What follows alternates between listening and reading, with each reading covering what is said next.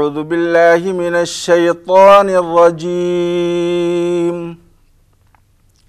بسم الله الرحمن الرحيم.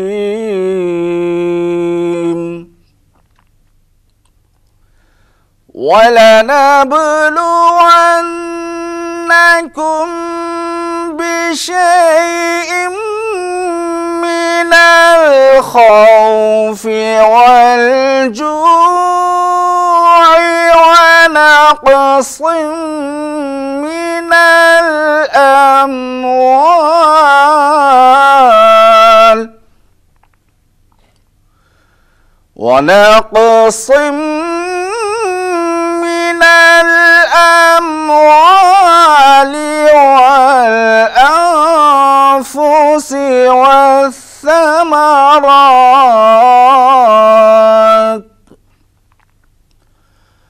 وبشر الصابرين.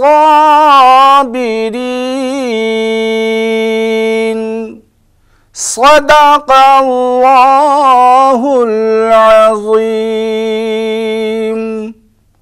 نحمده ونصلي على رسوله الكريم. اما بعد فاعوذ باللہ من الشیطان الرجیم. بسم اللہ الرحمن الرحیم.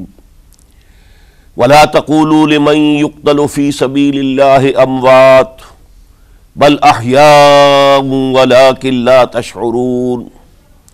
ولنبلونكم بشيء من الخوف والجوع ونقص من الاموال والانفس والثمرات وبشر الصابرين الذين إذا أصابتهم مصيبة قالوا إنا لله وإنا إليه راجعون. أولئك عليهم صلوات من ربهم ورحمة وأولئك هم المهتدون. صدق الله العظيم. رب اشرح لي صدري ويسر لي أمري واحلل عقدة من لساني يفقهوا قولي. اللهم ربنا الہمنا رشدنا واعذنا من شرور انفسنا. اللهم ارنا الحق حقا وارزقنا اتباعه وارنا الباطل باطلا وارزقنا اجتنابه. آمین یا رب العالمین. معزز حاضرین اور محترم ناظرین و سامعین، السلام علیکم ورحمۃ اللہ وبرکاتہ. آج ہماری سہ روزہ تقاریر کی آخری کڑی ہے. آپ کو یاد ہوگا کہ سب سے پہلے خطاب میں ہم نے قرآن کا فلسفہ شہادت سمجھا. قرآن مجید میں یہ اصطلاح کس معنی میں آئی ہے، اور اس کے ساتھ ہی امت مسلمہ کا فرض منصبی. وَكَذَلِكَ جَعَلْنَاكُمْ أُمَّةً وَسَطًا لِتَكُونُوا شُهَدَاءَ عَلَى النَّاسِ وَيَكُونَ الرَّسُولُ عَلَيْكُمْ شَهِيدًا. تو اللہ کے دین کو بالفعل قائم کرنے کے لیے، تاکہ نوع انسانی پر ایک ابدی حجت قائم ہو جائے کہ اللہ کا دین قابل عمل ہے، اسے قائم کیا جا سکتا ہے، اور یہ بہترین سماجی نظام ہے. پولیٹیکو سوشو اکنامک سسٹم اس سے بہتر آج تک چشم فلک نے نہیں دیکھا.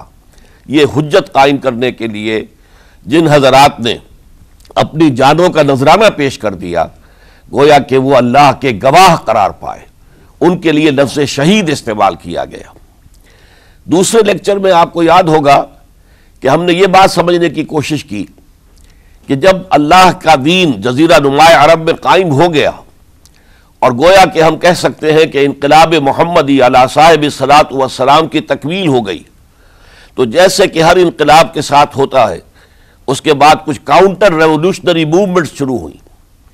چنانچہ سب سے پہلے اندرون ملک عرب جھوٹے نبی کھڑے ہو گئے، نبوت کے جھوٹے دعوے دار، اور بہت سے لوگوں نے حکومت کو زکوٰۃ ادا کرنے سے انکار کر دیا. اور یہ فتنہ اتنا بڑا تھا کہ واقعہ یہ ہے کہ اگر اسے کرش نہ کر دیا جاتا تو انقلاب محمدی علی صاحب الصلاۃ والسلام اسی وقت ناکام ہو جاتا. یہ حضرت ابو بکر صدیق رضی اللہ تعالیٰ عنہ کے فضائل کا سب سے درخشاں باب ہے کہ انہوں نے اپنے عزم اور ہمت اور استقلال اور اللہ پر اعتماد، اللہ پر توکل اور بھروسے کے ساتھ ان دونوں فتنوں کو آئرن ہینڈ کے ساتھ کرش کر دیا، اور سال سوا سال ہی میں ان دونوں کاؤنٹر ریولوشنری موومنٹس کو ختم کر کے اس کے بعد انہوں نے جلد ہی اس نظام کا گویا کہ انچارج حضرت عمر رضی اللہ تعالیٰ عنہ کو بنا دیا کہ جو خلیفہ ثانی ہیں۔ پھر ہم نے دیکھا کہ حضرت عمر کے زمانے میں رضی اللہ تعالیٰ عنہ توسیع کا جو عمل ہے، توسیع انقلاب محمدی کا عمل بڑی تیز رفتاری کے ساتھ جاری ہوا، فتوحات کا سیلاب آیا، ایران پوری سلطنت تہس نہس ہو کر رہ گئی، اس کے پرچے اڑ گئے، سلطنت روما اپنے تمام شمالی افریقی مقبوضات سے محروم، مغربی ایشیا سے اسے بے دخل کر دیا گیا، صرف وہ یورپ کے اندر محدود ہو کر رہ گئی۔ اب ظاہر بات ہے کہ اس کے خلاف بھی تو پھر رد عمل ہونا تھا، کاؤنٹر ریولوشنری موومنٹس اٹھنی تھی۔ تو سب سے پہلے حضرت عمر رضی اللہ تعالی عنہ کی خلافت اور اس کے چراغ کو بجھانے کے لیے ایران کی طرف سے رد عمل ظاہر ہوا۔ ہرموزان جو ایک بڑا ان کا جرنیل تھا، اس کی سازش اور ابو لولو فیروز کے ذریعے سے حضرت عمر رضی اللہ تعالیٰ عنہ کو شہید کر دیا گیا۔ سمجھا یہ گیا تھا کہ یہ ساری عمارت شاید اسی شخصیت کی بل پر کھڑی ہے، لہذا جب میدان سے حضرت عمر ہٹ جائیں گے تو یہ خلافت کی پوری عمارت جو ہے وہ زمیں بوس ہو جائے گی۔ لیکن معلوم ہوا یہ عمارت محمد کی بنائی ہوئی تھی صلی اللہ علیہ وسلم۔ کھنڈر بتا رہے ہیں عمارت عظیم تھی، بڑی عظیم عمارت تھی جو حضور نے تعمیر کی تھی، لہذا حضرت عمر کی شہادت سے کوئی فرق واقع نہیں ہوا۔ حضرت عثمان رضی اللہ تعالیٰ عنہ آ گئے میدان میں، اور میں بتا چکا ہوں آپ کو کہ ان کے میں دور خلافت کے جو 12 سال ہیں ان میں سے پہلے 10 سال بالکل حضرت عمر فاروق رضی اللہ تعالیٰ عنہ کی خلافت کے دور کی مثال ہے۔ اسی تیزی کے ساتھ انقلاب جو ہے آگے بڑھ رہا تھا، فتوحات کا دائرہ پھیل رہا تھا، اور اندرون ملک پورا امن، سکون، اطمینان اور چین تھا۔ لیکن ان کی دور خلافت کے آخری دنوں میں اب یہودیوں کی طرف سے رد عمل اور ایک کاؤنٹر ریولوشنری موومنٹ عبداللہ ابن سبا کے ذریعے سے، کہ جس نے اسلام کا لبادہ اوڑھا اور منافقت کے پردے کے ساتھ وہ عالم اسلام میں داخل ہوا، اور اس نے چونکہ دیکھ لیا کہ پرانی چپقلش ہے، پرانی چشمک ہے جو قریش کے 2 بڑے قبیلوں کے مابین یا 2 بڑے گھرانوں کے مابین چلی آ رہی تھی، بنو ہاشم، بنو امیہ۔ تو پہلے 2 خلفاء جو تھے وہ نہ بنو ہاشم سے تھے نہ بنو امیہ سے تھے۔ حضرت ابو بکر صدیق بنو تیم سے تھے، حضرت عمر بنی عدی میں سے تھے، لیکن حضرت عثمان اب بنو امیہ میں سے تھے۔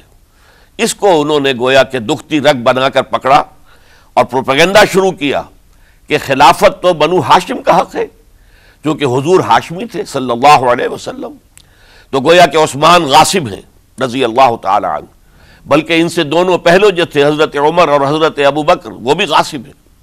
اس کے ساتھ ہی فتنے کی مختلف شکلیں انہوں نے شروع کی۔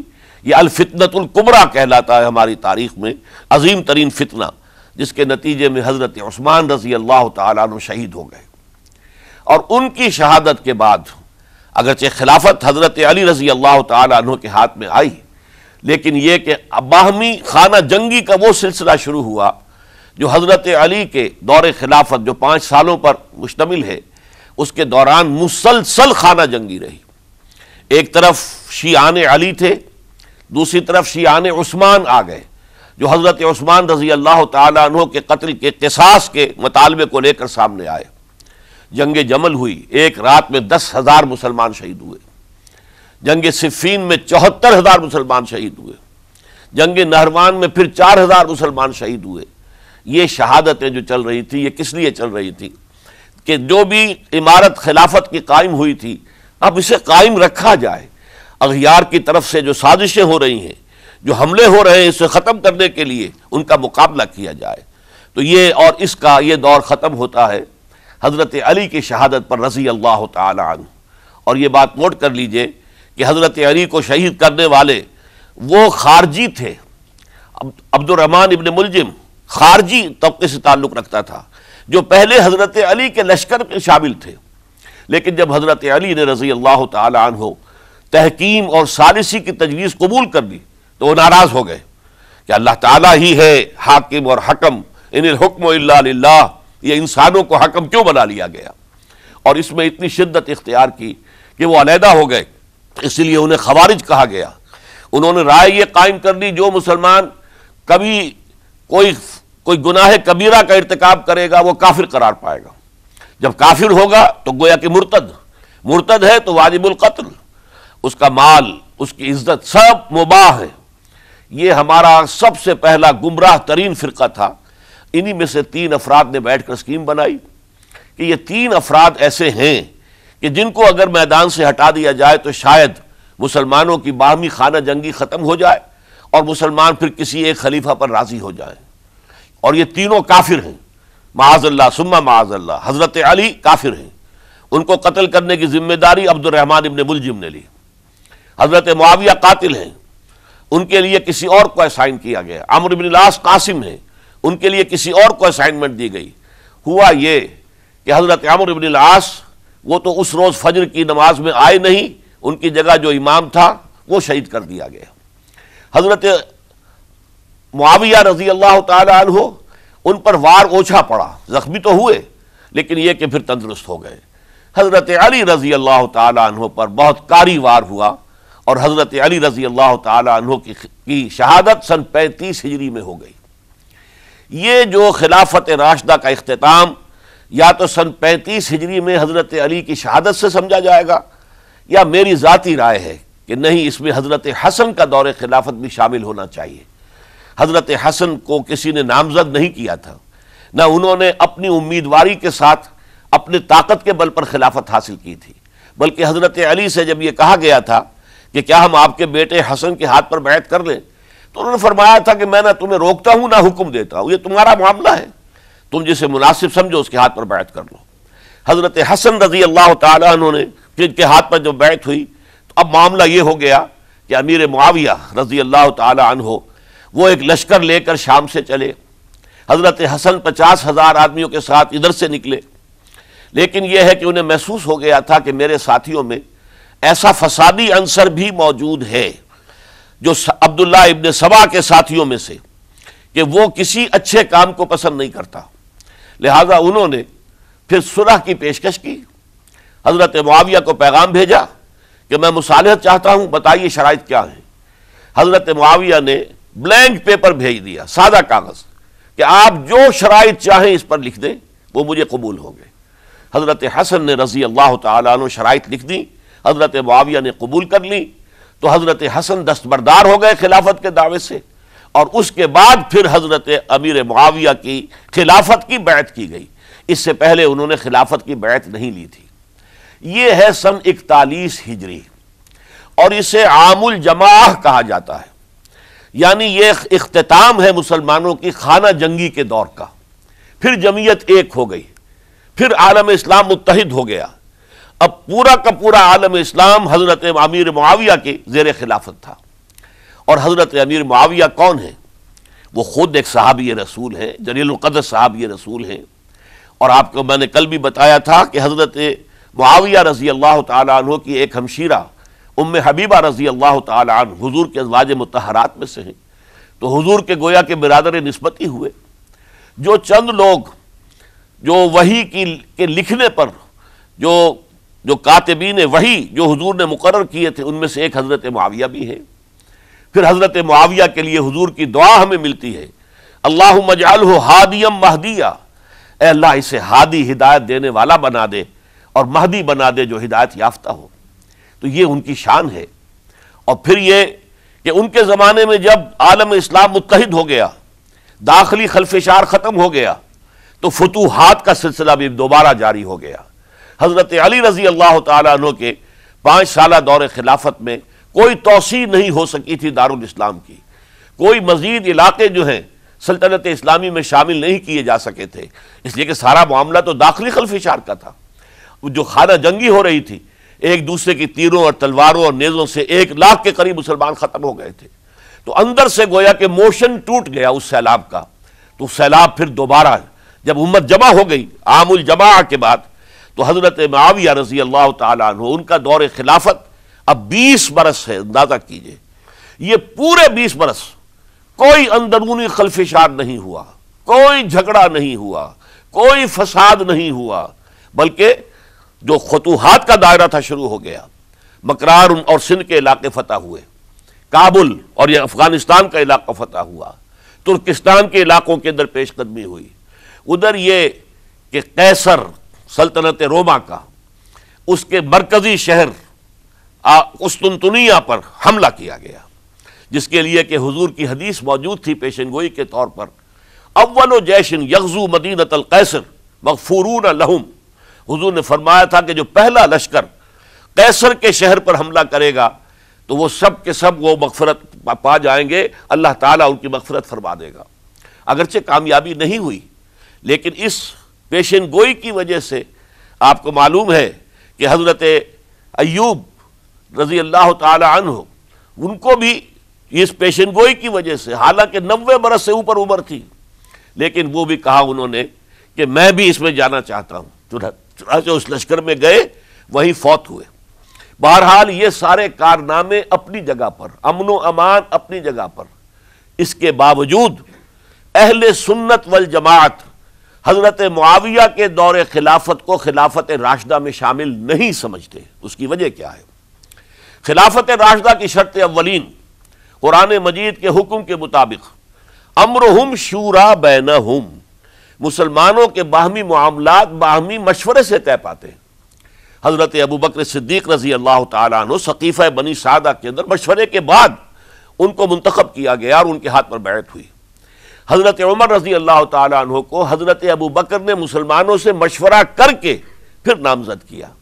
حضرت عثمان کے لیے حضرت عمر رضی اللہ تعالیٰ عنہ نے اپنے جانشین کے لیے 6 افراد پر مشتمل کمیٹی بنا دی، جو بڑے سے بڑے جو اصحاب جو جن کے بارے میں کہا گیا ہے کہ جن کو دنیا ہی میں بشارت دے دی گئی تھی، جو عشرہ مبشرہ میں سے جو باقی تھے، ان کے اوپر مشتمل کمیٹی بنا دی کہ آپ لوگ طے کر لیں اور اپنے سے کسی ایک پر جمع ہو جائیں۔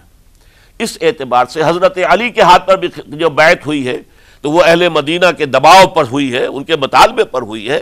حضرت علی خود جو ہے وہ خلافت کے مدعی نہیں تھے، بلکہ انکار کرتے رہے، چونکہ فتنے کا دور تھا، حضرت عثمان شہید ہوئے تھے، مسلمانوں کے دل زخمی تھے۔ اس حالت میں وہ سمجھتے تھے کہ اگر میں یہ خلافت جو ہے اپنے ہاتھ میں لے لوں گا تو ہو سکتا ہے کہ اس کا حق ادا نہ کر سکوں، لیکن یہ کہ جب انہوں نے دیکھا کوئی اور بھی تیار نہیں، طلحہ بھی تیار نہیں، زبیر بھی تیار نہیں، تو آخر مسلمانوں کو بغیر امارت کے چھوڑا تو نہیں جا سکتا، تو حضرت علی نے وہ قبول کر لی۔ حضرت حسن کے بارے میں بتا چکا ہوں کہ ان کے بارے میں لوگوں نے کہا تو حضرت علی نے فرمایا میں نہ حکم دیتا ہوں نہ روکتا ہوں، لیکن حضرت امیر معاویہ رضی اللہ تعالیٰ عنہ صحابی بھی ہیں، حضور کے قرابت دار بھی ہیں، کاتبین وحی میں سے بھی ہیں، پھر ان کا دور حکومت امن، سکون، اطمینان ہر طرح سے جو ہے 20 برس تک کوئی داخلی خلفشات نہیں ہوا، کوئی فساد نہیں ہوا، کوئی باہمی جنگ و جدل نہیں ہوا، بلکہ فتوحات کا دائرہ آگے بڑھا۔ اس کے باوجود چونکہ انہوں نے طاقت سے خلافت حاصل کی، لہذا ان کے دور خلافت کو ہم خلافت راشدہ میں تسلیم نہیں کرتے، حالانکہ وہ خود راشد ہیں، اس لیے کہ تمام صحابہ کرام کے بارے میں سورہ حجرات میں فرمایا وَلَكِنَّ اللَّهَ حَبَّبَ إِلَيْكُمُ الْإِيمَانَ وَزَيَّنَهُ فِي قُلُوبِكُمْ وَكَرَّهَ إِلَيْكُمُ الْكُفْرَ وَالْفُسُوقَ وَالْعِصْيَانَ أُولَٰئِكَ هُمُ الرَّاشِدُونَ۔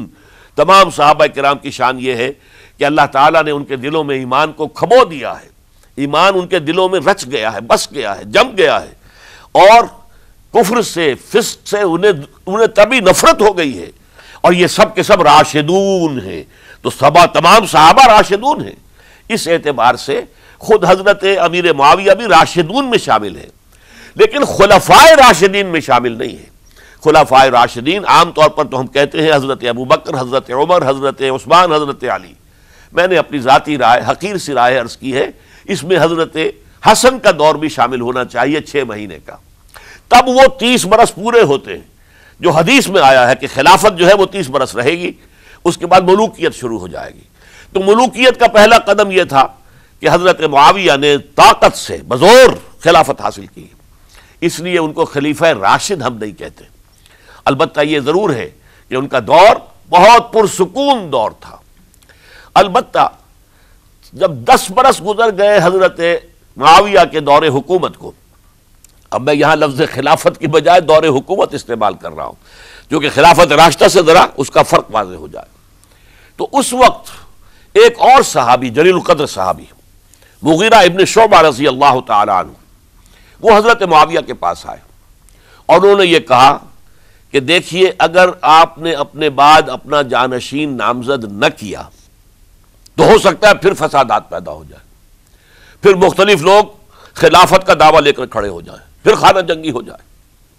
5 برس کی خانہ جنگی میں 1 لاکھ سے زیادہ مسلمان شہید ہو چکے ہیں، قتل ہو چکے ہیں، ہلاک ہو چکے ہیں۔ اب دوبارہ وہی دور نہ آ جائے، لہذا آپ اپنا جانشین نامزد کر دیجئے۔ امیر معاویہ ریلیکٹنٹ تھے، لیکن انہوں نے دلائل دیے، دلائل مضبوط تھے۔ انہوں نے کہا کہ اب کبار صحابہ دنیا سے رخصت ہو چکے، وہ جماعت کہ جن کی تربیت اور تزکیہ، جن کی تعلیم حضور نے خود کی تھی اور ان کو اندر سے پاک کر دیا تھا، ان کی نیتیں بالکل پاک ہو چکی تھی، کوئی نفسانیت ان میں نہیں رہی تھی، وہ جماعت تو اکثر و بیشتر اب ختم ہو چکی، فوت پا چکے، وفات ہو چکی۔ لہذا اب جو ہے اکثر و بیشتر نو مسلم ہیں جو بعد کے فتوحات کے ذریعے سے اسلام لائے ہیں، لہذا ان کے اندر نہ وہ پختگی ہے، نہ ان کے اندر وہ تقوی ہے، نہ تدین ہے، نہ اصول پرستی ہے۔ اسلام کی پوری تعلیمات جو ہیں وہ ان کے وجود کے اندر، ان کے شعور کے اندر گہری اتری ہوئی نہیں ہے۔ لہذا اب صورتحال وہ نہیں رہ سکے گی جو حضرت ابو بکر یا حضرت عمر یا حضرت عثمان یا حضرت علی کے زمانے میں تھی، لہذا آپ نامزد کیجئے۔ یہ بھی بتا دوں کہ مغیرہ ابن شعبہ کون تھے رضی اللہ تعالیٰ عنہ۔ نمبر 1 یہ کہ یہ اصحاب شجرہ میں شامل ہیں، جن 1400 یا 1800 افراد نے حضور سے بیعت کی تھی صلح حدیبیہ سے متصلاً قبل، اس درخت کے نیچے بیٹھ کر جس کے بارے میں سورہ فتح میں فرمایا گیا کہ لقد رضی اللہ عن المؤمنین اذ یبایعونک تحت الشجرہ، اللہ ان تمام اہل ایمان سے راضی ہو گیا جو ہے نبی صلی اللہ علیہ وسلم آپ کے دست مبارک پر بیعت کر رہے تھے اس درخت کے نیچے، ان میں سے موجود، ان میں یہ مغیرہ ابن شعبہ ہے۔ پھر مغیرہ ابن شعبہ وہ ہیں کہ حضرت علی اور امیر معاویہ ان کے درمیان جو خانہ جنگی ہوئی اس میں ہمیشہ حضرت علی کے ساتھ رہے، حضرت علی کے ہی وہ سپورٹر تھے، ان کے ساتھ تھے۔ اس پہلو سے اچھی طرح سمجھ لیجئے کہ یہ نہیں ہے کہ وہ در حقیقت کوئی پہلے سے وہ امیر معاویہ کے ساتھی تھے، نہیں، لیکن اب جو صورتحال وہ دیکھ رہے تھے، جہاں دیدہ انسان تھے، بہت بڑے سیاستدان تھے، جانتے تھے حالات کو، حالات کے نبض پر ان کا ہاتھ تھا، لہذا انہوں نے یہ مشورہ دیا اور پھر امیر معاویہ نے اس مشورے کو قبول کر لیا اور یزید کی ولی عہدی کا اعلان کر دیا۔ یہ بالکل مڈل ہے حضرت امیر معاویہ کے دور خلافت کا درمیان، یہ 10 سال جب ہو گئے تھے حضرت امیر معاویہ کی خلافت کو یا حکومت کو، تب یہ معاملہ پیش آیا اور یزید کے ہاتھ پر یہ بیعت ولی عہدی تمام جو بھی مختلف گورنرز تھے ان کے ذریعے سے کہہ دیا گیا اپنے اپنے علاقے کے لوگوں سے بیعت لے لو۔ یہ بیعت عام طور پر لوگوں نے کر لی، البتہ 5 شخصیتیں جو بہت نمایاں تھیں انہوں نے اس بیعت سے انکار کیا۔ ان میں کون تھے ذرا نوٹ کیجئے۔ حضرت ابو بکر فوت ہو چکے، ان کے بیٹے عبد الرحمن ابن ابی بکر۔ حضرت عمر فوت ہو چکے، ان کے بیٹے عبداللہ ابن عمر۔ حضرت زبیر فوت ہو چکے، ان کے بیٹے عبداللہ ابن زبیر۔ حضرت عباس فوت ہو چکے، ان کے بیٹے عبداللہ ابن عباس۔ حضرت علی شہید ہو چکے، ان کے بیٹے حسین ابن علی رضی اللہ تعالی عنہم اجمعین۔ یہ 5 جو امت کے بہت بڑے 5 افراد کے گویا کے وہ چشم و چراغ تھے ان گھرانوں کے، انہوں نے انکار کیا۔ اور ان میں خاص طور پر عبد الرحمن ابن ابی بکر نے یہ جملہ کہا کہ تم چاہتے ہو کہ قیصر و کسریٰ کی سنت پر عمل کرو کہ باپ کے بعد بیٹا حاکم بن جائے، یعنی ایک قدم تو خلافت کا نظام پہلے ہی نیچے اتر چکا۔ مشاورت سے تو حضرت امیر معاویہ کا بھی جو نسب ہوا ہے وہ مشاورت سے نہیں ہوا۔ ایک درجے میں وہ جو اللہ تعالیٰ کے رسول نے عمارت بنائی تھی شاندار، اس خلافت کا جو سیاسی نظام تھا اس میں ایک تو کڑی آ چکی زوال کی کہ ایک شخص نے طاقت کے ذریعے سے خلافت حاصل کر لی۔ اب اس کی اگلی کڑی لانا چاہتے ہو کہ قیصر و کسریٰ کے طریقے سے خاندان کے اندر، ایک قبیلے کے اندر یہ خلافت جو ہے یا حکومت جو ہے نسل بعد نسل، باپ کے بعد بیٹا اور بیٹے کے بعد پوتا، اس کو ہم کبھی گوارا نہیں کریں گے۔ حضرت امیر معاویہ بہت دانشمند انسان تھے، انہوں نے ان پانچوں حضرات پر کوئی تشدد نہیں کیا، کوئی جبر نہیں کیا، بلکہ رہنے دیا، ٹھیک ہے یہ بیعت نہیں کر رہے، ابھی تو بیعت ولی عہدی ہے، کوئی حرج نہیں۔ لہذا کوئی جھگڑا، کوئی اس وجہ سے کوئی فساد، اس بنا پر کوئی جنگ نہیں ہوئی۔ 10 سال گزر گئے، یعنی 10 سال تک یزید ولی عہد رہا ہے، 10 سال تک، اور اس سوائے ان 5 بڑی شخصیتوں کے جو پوری امت تھی، عوام الناس تھے، ان سب نے اسے قبول کیا۔ یہ صورتحال اب جب پیدا ہوئی جب حضرت امیر معاویہ کا انتقال ہو گیا، یہ سن 60 ہجری ہے، اب سوال پیدا ہوا کہ وہ ولی عہدی کی بیعت اب بیعت خلافت میں منتقل ہو جائے گی۔ لہذا پھر یہ ہوا کہ سب لوگوں سے، سب گورنروں کو لکھ دیا گیا تمام صوبوں کے اندر کہ اپنے اپنے لوگوں سے بیعت لے لو۔ ظاہر بات ہے کہ وہاں کوئی ریفرنڈم نہیں ہوتا تھا، کوئی ووٹ نہیں ہوتے تھے کہ اس کی پرچیاں ڈالی جا رہی ہوں، ایک ایک شخص سے رائے لینا نہیں ہوتی تھی، بلکہ اس وقت کی جمہوریت یہ تھی اور شورائیت یہ تھی کہ ڈیفرنٹ کلینز ہیں، ڈیفرنٹ فیملیز ہیں، ڈیفرنٹ ٹرائبز ہیں، ان کے سردار، ان کے بڑے لوگ، ان کے اہم لوگ بیعت کر لیں تو گویا کہ سب کی بیعت ہو گئی۔ وہ ایک قبائلی نظام تھا، اور اس میں یہ نہیں تھا نظام کے ووٹ بنے ہوئے ہوں اور اس کی پرچیاں ڈالی جا رہی ہوں۔ تو تمام عالم اسلام نے گویا کہ بیعت قبول کر لی اب یزید کی بحیثیت خلیفہ۔ اب وہ جو 5 آدمی تھے ان میں سے ایک فوت ہو چکے تھے، حضرت عبد الرحمن ابن ابی بکر رضی اللہ تعالی عنہما، دونوں فوت ہو گئے، لیکن باقی 4 رہ گئے۔ ان 4 کو نوٹ کیجئے، اور یہ بڑا سینسٹیو ایشو ہے جس پر میں اب گفتگو کر رہا ہوں۔ ان 4 میں کون ہیں؟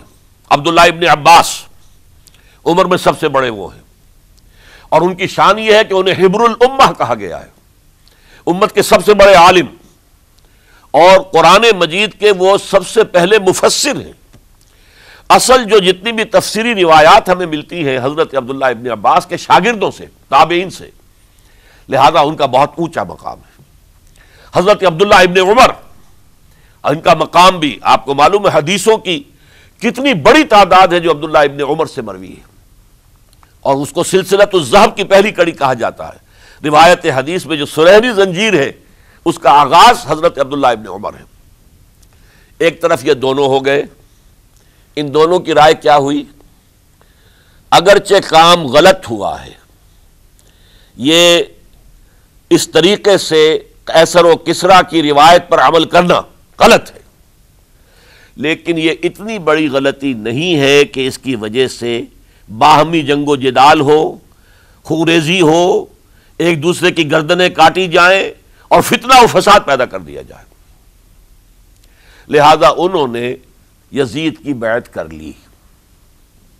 2 حضرات رہ گئے، یہ نسبتاً نوجوان ہیں، ان دونوں کی پیدائش ہجرت کے بعد ہوئی ہے۔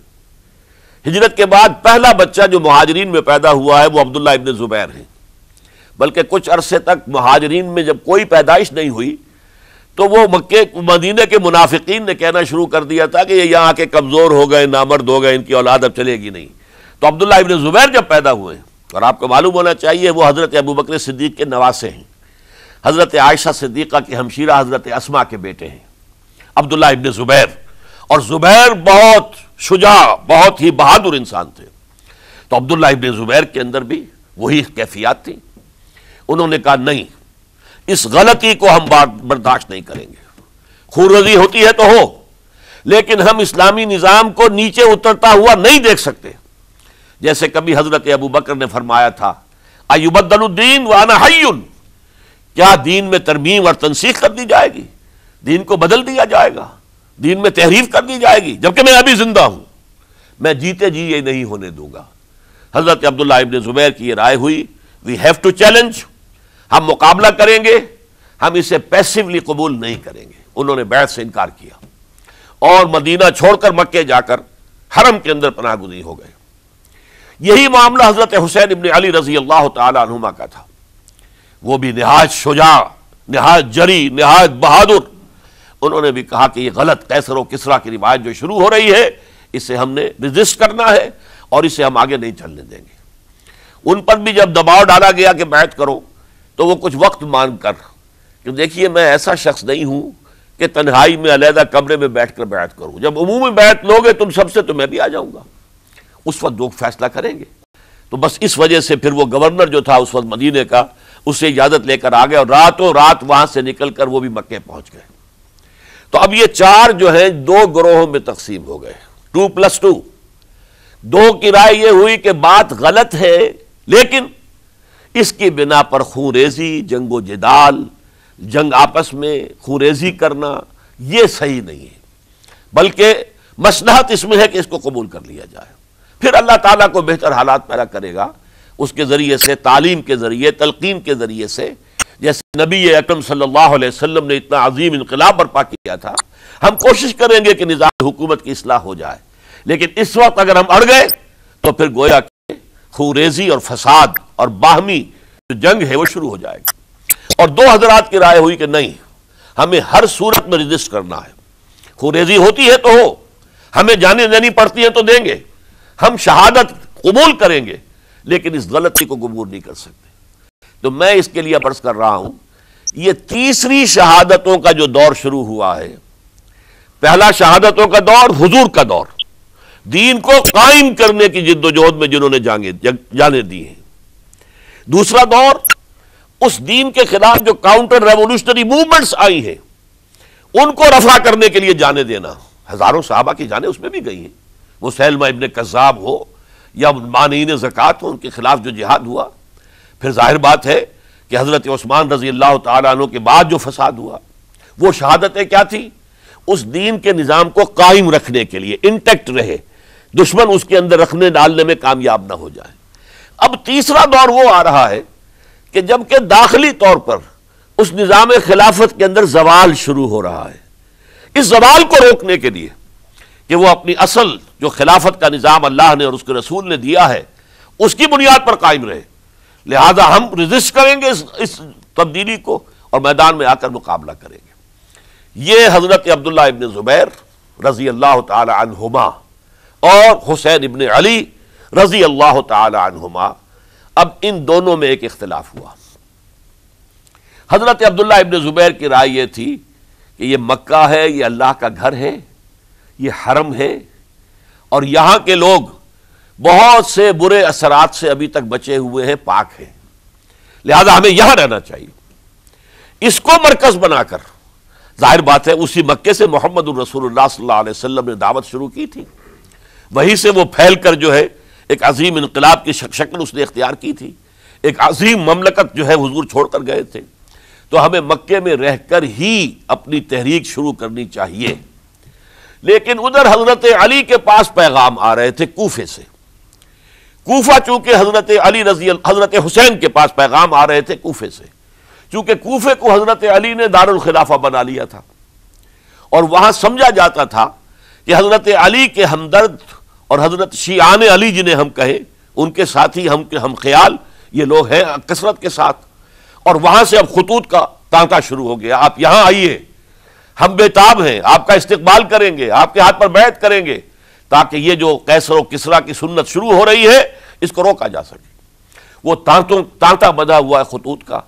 تو حضرت حسین رضی اللہ تعالیٰ عنہ نے فیصلہ کر لیا کہ میں کوفے جاؤں گا۔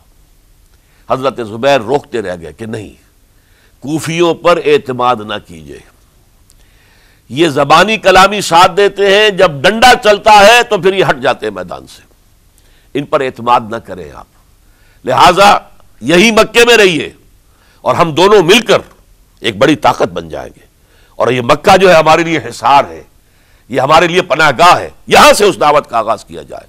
اب یہ افسوس ہے، اس سے اللہ کی مشیت سمجھا جائے، اللہ کی مرضی ہے، جو کچھ ہوتا ہے وہ تو بے اذن رب ہوتا ہے، اللہ اپنی مصلحتوں سے ہم سے زیادہ واقف ہے، ہم تو نہیں سمجھ سکتے۔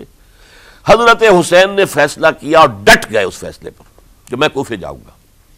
اب یہ بھی بات قرآن مجید میں آیا ہے، حضور سے خطاب کر کے فرمایا گیا فَإِذَا عَزَمْتَ فَتَوَكَّلْ عَلَى اللَّهِ، جب ایک مرتبہ آپ ایک ارادہ کر لیں تو پھر اللہ پر توکل کیجئے، پھر یہ نہیں کہ کبھی آگے کبھی پیچھے جاؤں یا نہ جاؤں، یہ نہیں، یہ تردد یہ نہیں، بلکہ یہ کہ ایک فیصلہ کر کے ڈٹ جائیے، اس لیے کہ جو بھی نتیجہ ہے وہ تو اللہ کے ہاتھ میں ہے، لہذا اللہ پر توکل کیجئے۔ فَإِذَا عَزَمْتَ فَتَوَكَّلْ عَلَى اللَّهِ، لہذا سب نے سمجھایا حضرت حسین کو کہ آپ کوفے نہ جائیں، سمجھانے والوں میں حضرت عمر بھی تھے رضی اللہ، حضرت عبداللہ ابن عمر بھی تھے رضی اللہ تعالی عنہ، اگرچہ کوئی قرابت داری جو ہے قریبی نہیں تھی، لیکن بہرحال امت کی ایک شخصیت، عظیم شخصیت تھے۔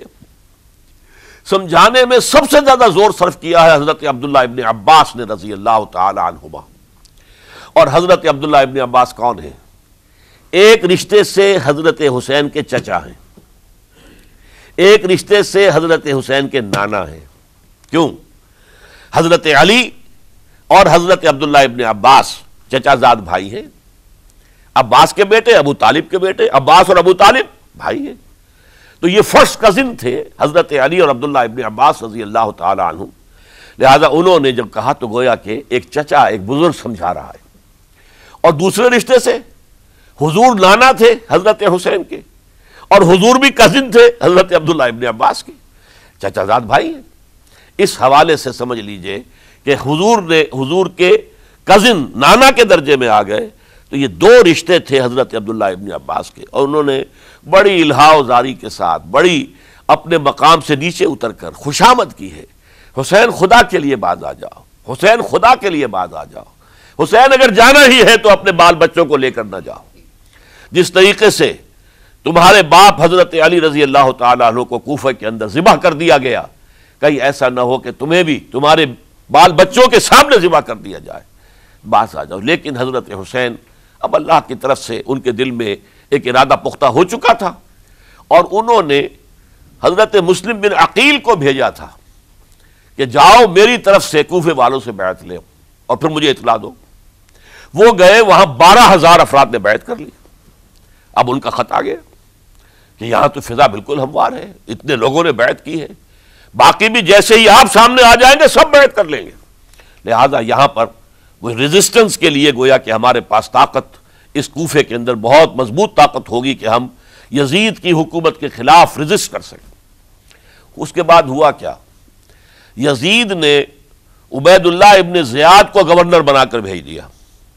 یہ شخص تھا بہت ڈنڈا چلانے والا، اس نے سختیاں شروع کی تو بہت سے لوگ اس بیعت سے تائب ہو گئے، لیکن مسلم بن عقیل وہ میدان میں آئے اور ان کے ساتھ ہزاروں آدمی آ گئے جنہوں نے بیعت کی تھی، ابھی تک بیعت پر قائم تھے، اور انہوں نے گورنر کے گھر کا گھیراؤ کر لیا۔ گورنر کے ساتھ 30-40 آدمی تھے کل، وہ چھتوں پر چڑھ گئے، وہاں سے پتھراؤ کیا، اور وہاں سے جو 30-40 آدمی کوفے کے تھے ان سے کہا تم اپنے اپنے لوگوں کو کہو کہ چلے جائیں واپس یہاں سے۔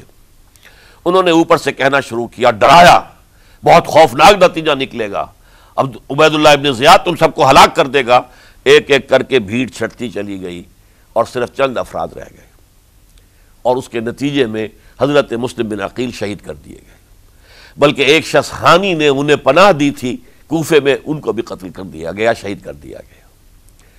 اس پر یہ ہے کہ انہوں نے ایک شخص کے ذریعے سے پیغام دیا قتل کیے جانے سے پہلے کہ دیکھو میرا تو وقت آ گیا ہے، میں تو اب قتل ہو جاؤں گا، شہید کر دیا جاؤں گا، تو میرا پیغام حسین تک پہنچا دو رضی اللہ تعالی عنہ کہ یہاں یہ بغاوت ہو گئی۔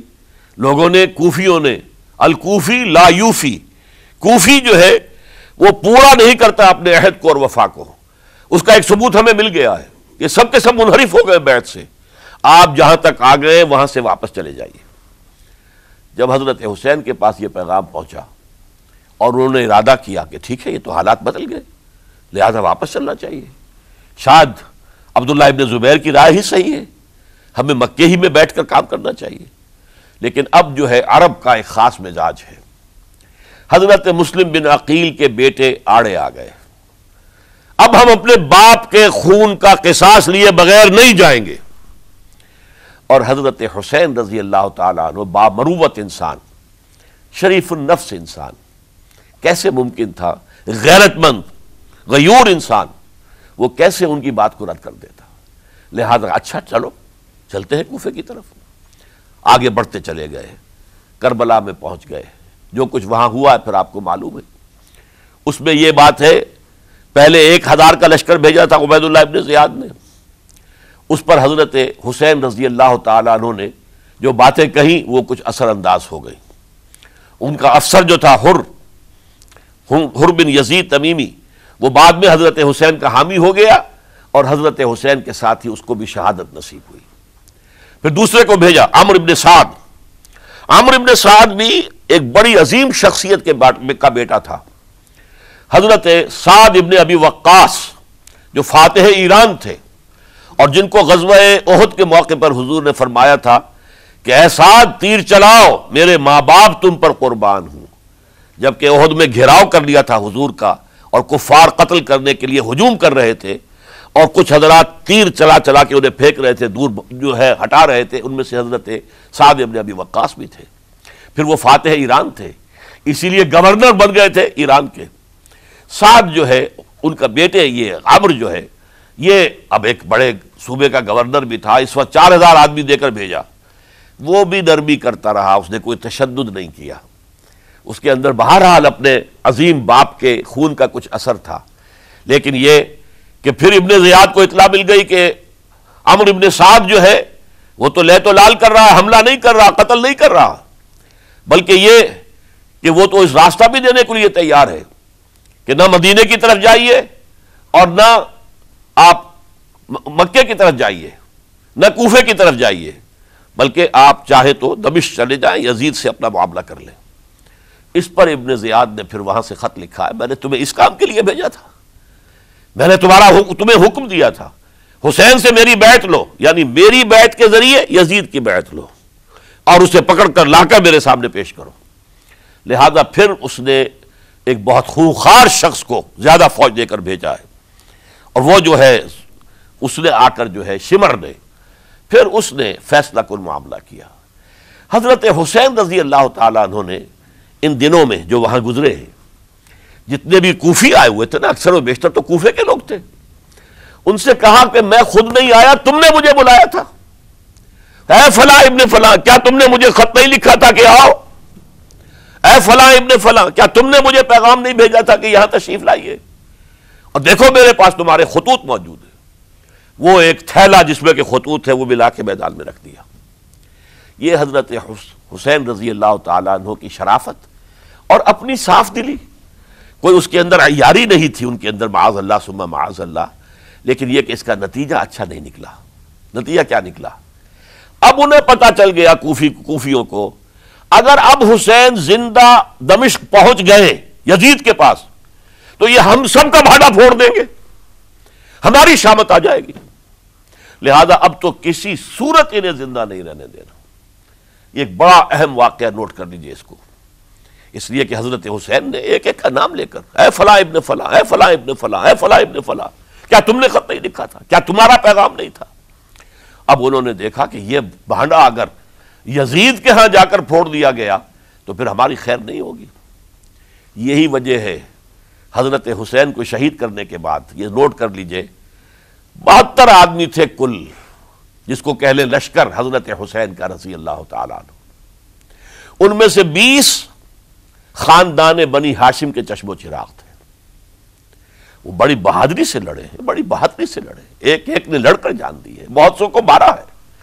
یقاتلون فی سبیل اللہ فیقتلون ویقتلون، قتل کر بھی رہے تھے، قتل ہو بھی رہے تھے، ایک ایک کر کے قتل ہو رہے تھے، شہید ہو رہے تھے. 20 جو ہے خاندان بنی ہاشم میں سے شہید ہوئے ہیں. حضرت حسین رضی اللہ تعالیٰ عنہ کا ایک بہت ہی انفنٹ چھوٹا بچہ وہ بھی شہید ہوا ہے.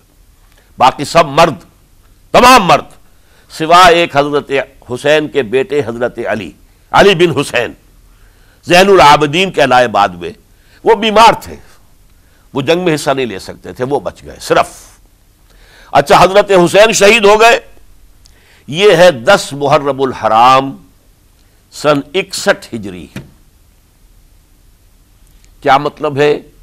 حضور کے انتقال کے ٹھیک 50 برس بعد، سن 11 ہجری میں حضور کا انتقال اور سن 61 ہجری میں حضور کے نواسے اور جن کے بارے میں حضور نے فرمایا سیدہ شباب اہل الجنہ، حضرت حسین شہید کر دیے گئے. اور اس کے بعد اس لشکر نے خیموں کو آگ لگا دی. یہاں نکتہ سمجھ لیجئے آگ کیوں لگائی. انہیں معلوم تھا ہمارے خلاف ڈاکومنٹری پروف موجود ہے وہاں پر، وہ ہمارے خطوط کے تھیلے وہاں موجود ہیں، اگر وہ باقی رہ گئے تو ہماری شامت آ جائے گی، ہمیں کون بچائے گا. ورنہ ظاہر بات ہے کہ اگر تو وہ دشمنی کے انداز میں بات ہوتی تو خواتین کی بھی بے حرمتی کی گئی ہوتی، لیکن نہیں، کسی نے، ظاہر بات ہے کہ خان وعدہ نبوت کہ کسی خاتون کی بے حرمتی نہیں کی، قطعاً نہیں کی، قطعاً نہیں کی، قطعاً نہیں کی، لیکن خیمے جلانا ان کی ضرورت تھی تاکہ وہ ریکارڈ جو ہے ان کا وہ تلف ہو جائے، سارے خطوط جو ہیں وہ جل جائیں تاکہ ان کے خلاف ثبوت باقی نہ رہے۔ یہ عظیم سانحہ کربلا ہے۔ اب چونکہ یہ ہماری تاریخ کے ان واقعات میں سے ہے جس پر بہت کچھ اختلافات ہیں، مختلف گروہوں کی تعبیرات بہت مختلف ہیں، ایک طرف اہل تشیع کا اپنا بیان ہے، دوسری طرف اہل سنت کا ایک اجماعی بیان ہے، تیسری طرف کچھ ایسے لوگ پیدا ہو گئے ہیں جو حضرت حسین رضی اللہ تعالیٰ عنہ پر الزام لگا رہے ہیں اہل سنت میں سے کہ وہ تو حکومت کے طالب تھے، اقتدار کے خواہش مند تھے، واجب القتل تھے، معاذ اللہ ثم معاذ اللہ ثم معاذ اللہ۔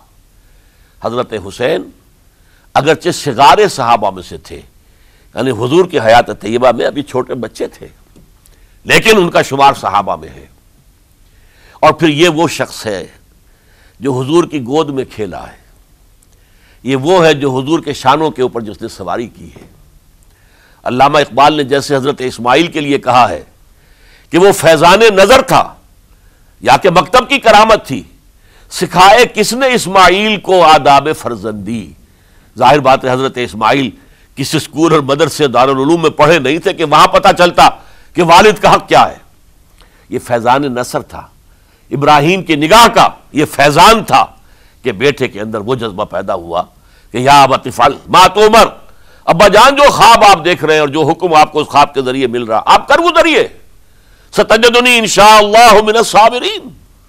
تو اسماعیل کا معاملہ اگر یہ تھا فیضان نظر سے، تو حضرت اسماعیل تو حضرت ابراہیم کے پاس زیادہ رہے بھی نہیں، وہ تو مکے میں رہے۔ حضرت عثمان جو حضرت ابراہیم تو شام میں رہتے تھے، کبھی کبھی آ جاتے تھے، بس اس سے زیادہ معاملہ نہیں تھا۔ وہ فیضان نظر حضرت اسماعیل کو تھا، تو حضور صلی اللہ علیہ وسلم کا فیضان نظر کتنا ہوگا اس کا آپ اندازہ کیجئے۔ یہ کوئی جنگ اقتدار نہیں تھی، معاذ اللہ ثم معاذ اللہ ثم معاذ اللہ، بلکہ انہوں نے اپنا ایک فرض منصبی سمجھا ہے کہ میرے نانا کا لایا ہوا نظام اور اس کے اصول اب ٹوٹ رہے ہیں، جیسے حضرت ابو بکر کا قول میں نے آج بھی آپ کو سنایا، ایبدل الدین وانا حی، کیا دین میں ترمیم اور تنسیخ کی جائے گی، دین کی باتوں کو بدل دیا جائے گا جبکہ میں ابھی زندہ ہوں۔ اسی طریقے سے گویا کہ زبان حال سے حضرت حسین اور عبداللہ ابن زبیر رضی اللہ تعالی عنہم ان دونوں نے یہ فیصلہ کیا کہ ہم روکیں گے اس کو۔ آپ اختلاف کر سکتے ہیں کہ حضرت حسین کی رائے صحیح تھی یا حضرت عبداللہ ابن عباس کی رائے صحیح تھی، یہ کہہ سکتے ہیں آپ، لیکن کسی کی نیت پر حملہ نہیں کر سکتے۔ اسی طریقے سے بعض لوگ جو ہے حضرت عبداللہ ابن عباس، عبداللہ ابن عمر، ان کی نیتوں پر حملہ کرتے ہیں۔ ان کو تو یزید نے دولت سے خرید لیا تھا، معاذ اللہ ثم معاذ اللہ ثم معاذ اللہ۔ یہ دونوں جلیل القدر صحابہ ہیں، یہ تو صغار صحابہ میں سے نہیں ہیں، یہ جوان تھے پورے حضور کے زمانے میں، جنگوں میں حصہ لیا ہے۔ حضرت عبداللہ ابن عمر نے، عبداللہ ابن عباس نے رضی اللہ تعالیٰ عنہما، انہیں کوئی رقم نہیں خرید سکتی تھی، کوئی دولت نہیں خرید سکتی تھی۔ جو رائے انہوں نے قائم کی دیانتاً قائم کی۔ اور ہمارے ہاں اصول یہ ہے کہ جب کوئی نئی صورتحال پیدا ہو جائے اور اجتہاد کی ضرورت پیش آ جائے اور پوری کوشش کر کے مجتہد اجتہاد کر رہا ہے، تو اگر اسے غلطی بھی ہو جائے، مجتہد مخطی خطا کار، اس کو بھی اکیرا ثواب ملتا ہے، اور مجتہد مصیب وہ مجتہد کہ جس کی رائے صحیح، جس کا فیصلہ صحیح، اسے دوہرا ثواب ملتا ہے۔ تو ان کے مابین ایک اختلاف رائے کا ہوا، اجتہاد کا ہوا۔ آیا یہ غلطی اتنی بڑی ہے کہ امت میں تفرقہ پیدا کیا جائے، امن و امان کو برباد کیا جائے، خوریزی کا بازار گرم کیا جائے، یا نہیں؟ دو کی رائے یہ ہوئی، ان کی مخلصانہ رائے تھی، ان کی دیانت دارانہ رائے تھی، ہم ان کی نیت پر حملہ نہیں کر سکتے، آپ اختلاف کرنا چاہیں تو کیجئے۔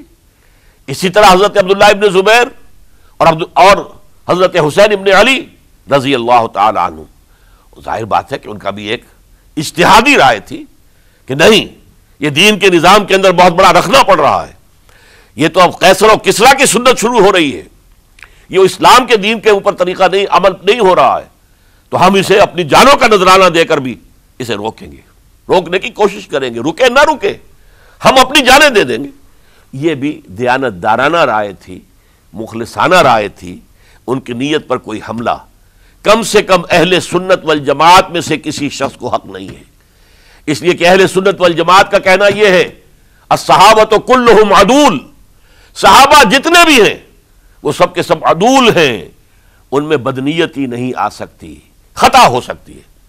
اہل سنت کے نزدیک معصومیت خاصہ نبوت ہے، نبوت ختم ہو گئی محمد الرسول اللہ صلی اللہ علیہ وسلم پر، آپ کے بعد معصوم کوئی نہیں، ابو بکر بھی معصوم نہیں، عمر بھی معصوم نہیں، عثمان بھی معصوم نہیں، علی بھی معصوم نہیں رضی اللہ تعالیٰ عنہم اجمعین۔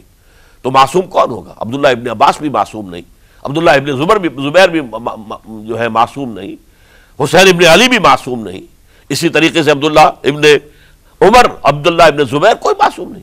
انہوں نے اپنی رائے قائم کی ہے، اس پر عمل کیا ہے دیانت دارانہ سنسیریٹی کے ساتھ، اور ان کے لیے اللہ تعالیٰ کے ہاں ہر طرح کا اجر و ثواب ہے سب کے لیے۔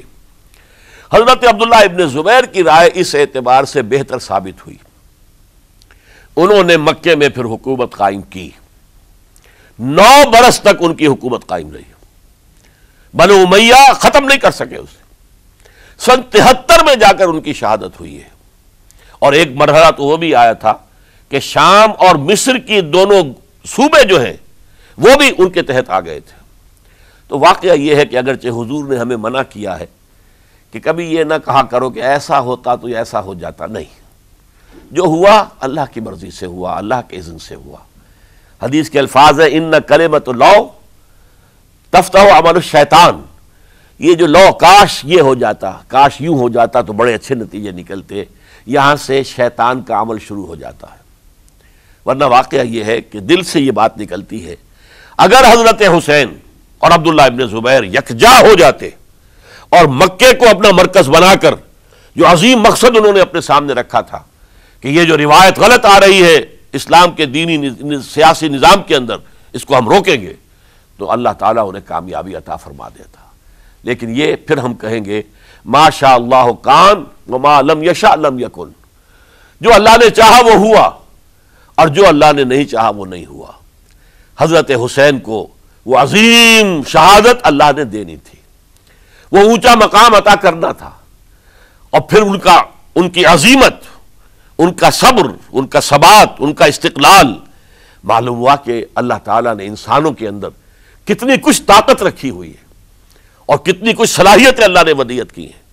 وہ جس طرح ڈٹے رہے، کھڑے رہے، واقعہ یہ ہے کہ وہ بھی نوع انسانی کے لیے ہمیشہ کے لیے ایک سبق ہے، اور وہ سبق یہ ہے کہ آپ حق، جو بھی آپ حق سمجھیں اس حق کے اوپر ڈٹ کر کھڑے ہو جائیں، اور اس میں پرواہ نہ کیجئے کہ آپ کی نفری کم ہے یا آپ کے ساتھ تعداد زیادہ، کوئی خیال نہ کیجئے، اس کے فکر نہ کیجئے کہ حالات ادھر ہیں یا ادھر ہیں، حالات سازگار آپ کے دشمن کے ساتھ ہیں یا آپ کے ساتھ ہیں، کوئی فکر نہ کیجئے۔ حق حق ہے، اس کا ساتھ دینا لازم ہے، اس کے لیے جان دے دینا یہ سب سے بڑی کامیابی ہے۔ وَلَا تَقُولُوا لِمَنْ يُقْتَلُ فِي سَبِيلِ اللَّهِ اموات، ہرگز نہ کہنا ان کو جو اللہ کی راہ میں قتل ہو جائیں کہ وہ مردہ ہیں، بل احیاء، وہ تو زندہ ہے، ولیکن لا تشعرون، تمہیں شعور نہیں ہے۔ وَلَنَبْلُوَنَّكُمْ، اب یہ تمام مسلمانوں سے خطاب ہو رہا ہے، ہم تمہیں لازماً آزمائیں گے، بِشَيْءٍ مِّنَ الْخَوْفِ، خوف سے، وَالْجُوعِ، اور بھوک اور فقر و فاقے سے۔ حضرت حسین اور ان کے ساتھیوں کو پیاس کے ذریعے سے آزمایا گیا ہے، حالانکہ دریا دور نہیں ہے لیکن پانی بند کر دیا گیا، کیسی کیسی شدت اور کیسے کیسے سخت حالات کا سامنا کیا، لیکن جھکے نہیں، گردن نہیں جھکی، ڈٹے رہے اپنے موقف کے اوپر۔ وَلَنَبْلُوَنَّكُمْ بِشَيْءٍ مِّنَ الْخَوْفِ وَالْجُوعِ وَنَقْصٍ مِّنَ الْأَمْوَالِ وَالْأَنفُسِ وَالثَّمَرَاتِ، اور ہم تمہیں جانی اور مالی نقصانات کے ذریعے سے آزمائیں گے۔ وَبَشِّرِ الصَّابِرِينَ، اور اے نبی بشارت دے دیجئے صبر کرنے والوں کو۔ الَّذِينَ إِذَا أَصَابَتْهُمْ مُصِيبَةٌ، وہ کہ جن کو اگر کوئی مصیبت آئے، ان پر نازل ہو جائے، قالوا، تو وہ کہیں گے اِنَّا لِلَّهِ وَإِنَّا إِلَيْهِ رَاجِعُونَ، ہم اللہ ہی کے ہیں، اللہ ہی کی طرف ہمیں لوٹ جانا ہے۔ أُولَئِكَ عَلَيْهِمْ صَلَوَاتٌ مِّن رَّبِّهِمْ وَرَحْمَةٌ، یہ ہیں وہ جن پر ان کے رب کی طرف سے صلوات ہیں، درود ہے اور رحمت ہے، وَأُولَٰئِكَ هُمُ الْمُهْتَدُونَ، اور یہی ہدایت یافتہ ہیں۔ اللہم ربنا اجعلنا منہم، اللہم ربنا اجعلنا منہم۔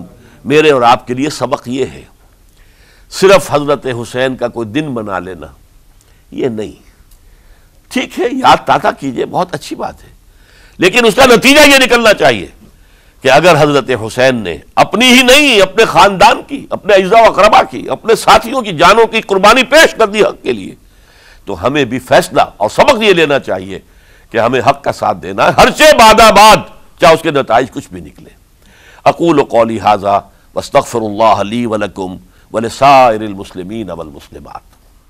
جسے دیکھنی ہو جنت وہ نبی کے در سے گزرے، وہ جدھر سے گزرے یہ ادھر سے گزرے۔